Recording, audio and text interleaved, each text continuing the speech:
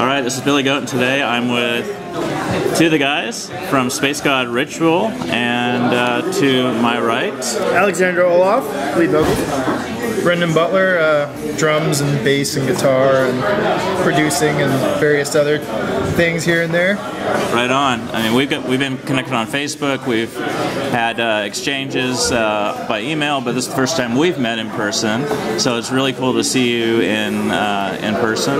You know, you look less intimidating in person than I thought you might. Yeah, he's not wearing his hooded robe. It's all about the hood. We're not in shrouded and candlelit. I'm not holding a lantern or in a graveyard. Yeah, and you're not screaming at me either. That either. Yeah. Really strange things, tales of odd Lovecraftian themes. Yeah. Well, speaking of which, tell us how's the new album doing? It's going fantastic. We're getting ready to start the official. All the demoing's done. All the basic tracking's done. Vocals, everything's ready. So we're just getting ready to set up for actual production and get the new album rolling. All right, cool. How are you feeling about it? Pretty good.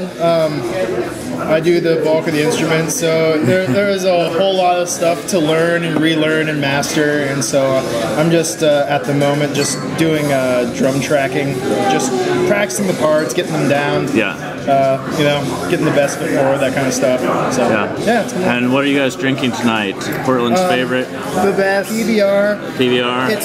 It's not our official beverage. We do the 211 Steel Reserve most of the time. Okay. But this is a fair substitute. Absolutely. It's cheap and it does the job. It does the job. That's the main thing. Cool.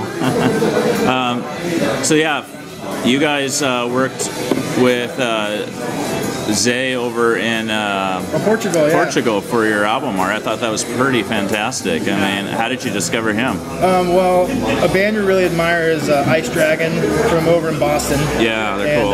Love those guys. And they put out a single called Demons from Hell, and had this artwork that was badass on it. So checked out who it was, and so got in contact. And he did the artwork for our last album, From Void to Ocean, and that's kind of the story, and it was cool. He's super enthusiastic about it. Yeah. So all of, the emailing back and forth was awesome. He was come up with all those concepts. It's really cool. Yeah, and so hopefully we've talked to him already about doing the next album. Yeah. So what's the ETA on that?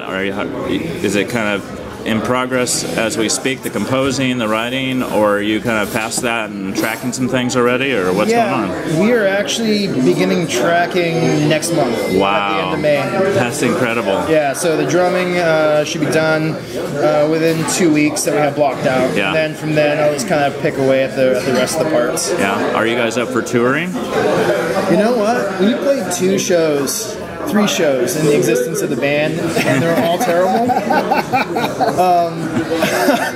Various lineup changes. Costume changes. Maybe do a run of American Idol beforehand, and then see how it goes. Yeah, get our feet wet. We're totally into it, but it's just a matter of everyone's schedules are different at work. Yeah. And with me playing most of the instruments, trying to get everyone solid members in there who are interested. We should get like a sci-fi horror metal fest going. That would be phenomenal. That is a killer idea. That is a great idea. Doomed and Stone would sponsor it.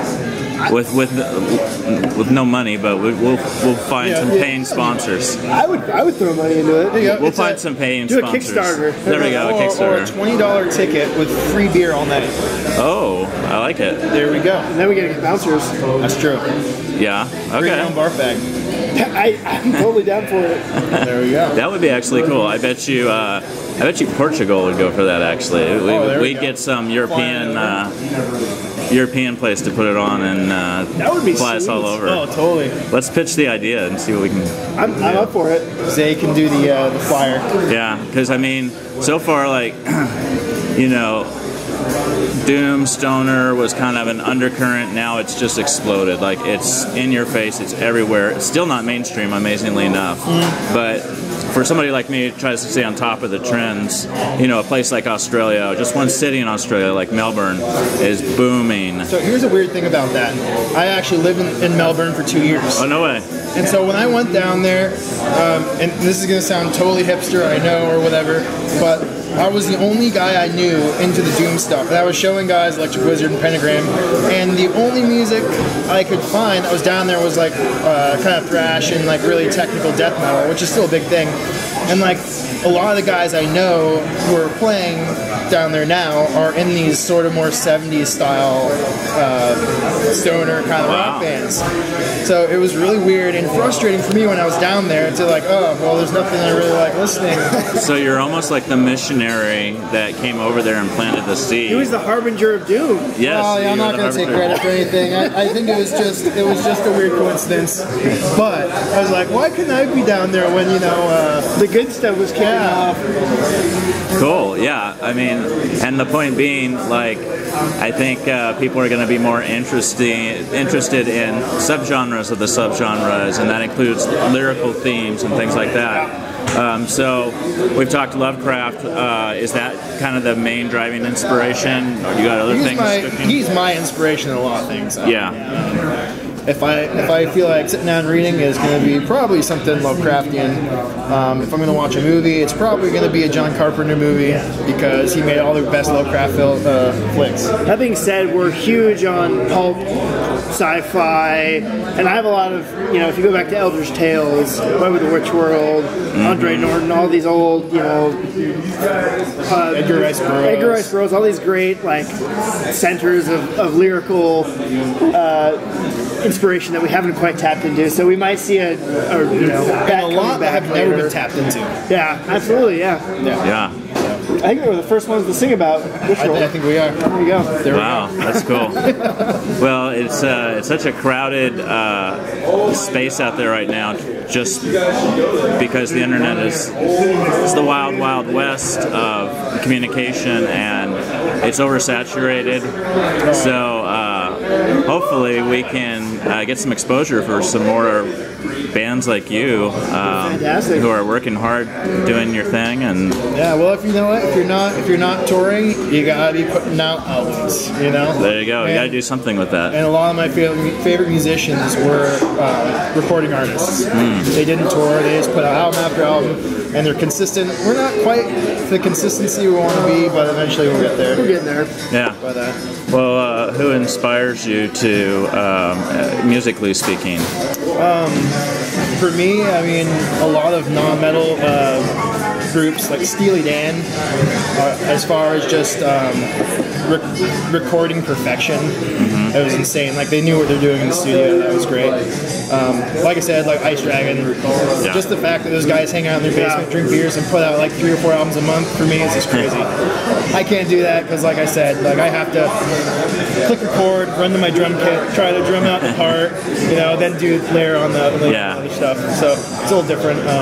Frank Zappa, Deep Purple, you know, a lot of non-metal stuff, and I think a lot of the more metal-y stuff comes from the lyrical content. Yeah, it's kind of funny. We used to just listen to straight metal, and then as our career progressed, sort of, we played metal only, but we don't really listen to as much metal, which is funny because but it all the stuff we listen to kind of arcs into that, you know, scheme of music. So that's Robin Trower, heavier. I don't know, it's good stuff. Yeah, good shit. Good shit.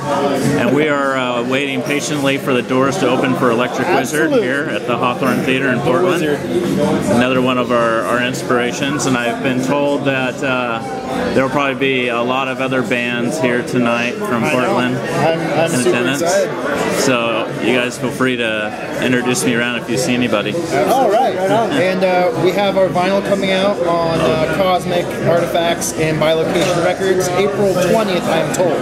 Nice. And it's currently on pre-order, so pick yourself up a copy. So that's just right around the corner. Yep, absolutely. Cool. There we go. All right, we'll get the word out. Thanks for taking some time with me. Yeah, no problem, man. All right, cool.